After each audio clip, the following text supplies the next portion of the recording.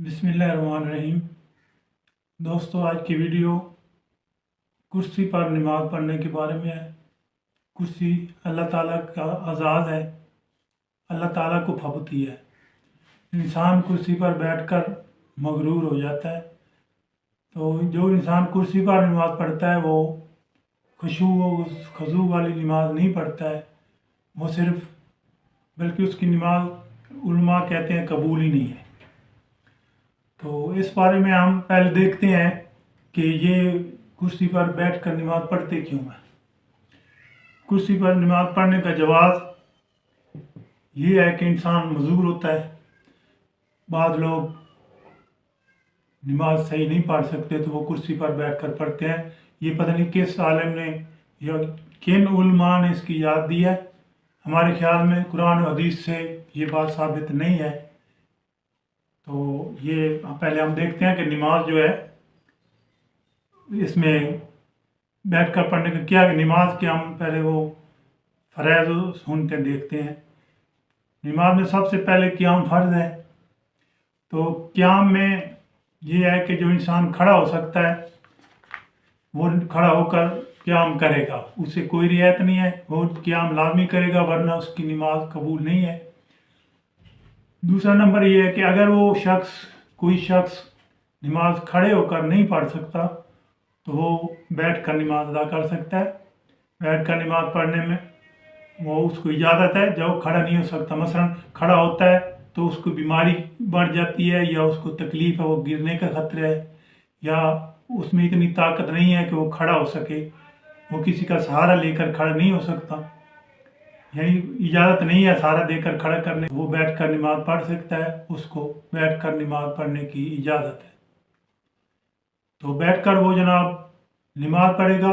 उसमें ये है कि रुकू में कुछ थोड़ा झुकेगा और सिजदे में वो हाथ ज़मीन पर रखेगा और उसका सिजदे का इशारा करेगा। अगर वो सिजदा कर सकता तो करेगा, अगर नहीं कर सकता तो उसके लिए एक इशारे से करेगा। तो बैठ कर नमाज़ पढ़ेगा, सजदे और रकू में थोड़ा झुकना है और सिजदे में सिजदा करना है। ये बैठ कर नमाज़ पढ़ने की है।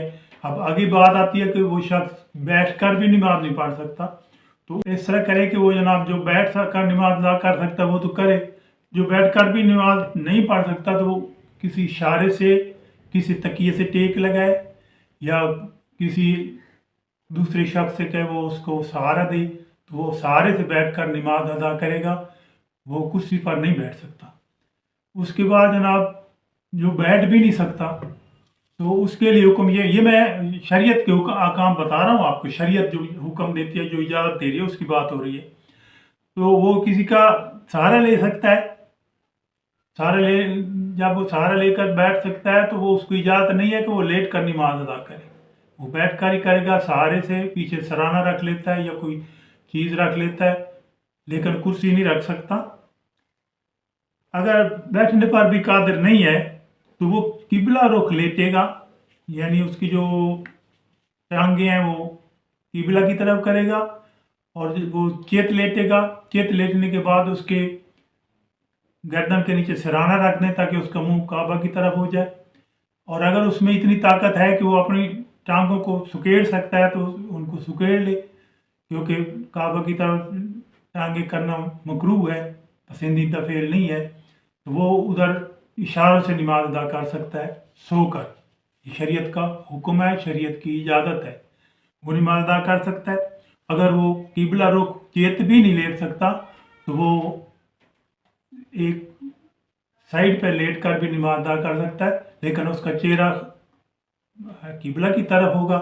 ख्वाह वो दाएं करवट लेटे या बाएं, बेहतर है बाएं करवट लेटे। अगर नहीं लेट सकते तो दाएं भी इजाज़त है, लेकिन चेहरा काबा की तरफ होगा और वो इशारे से नमाज अदा करेगा, वो ऐसा कर सकता है।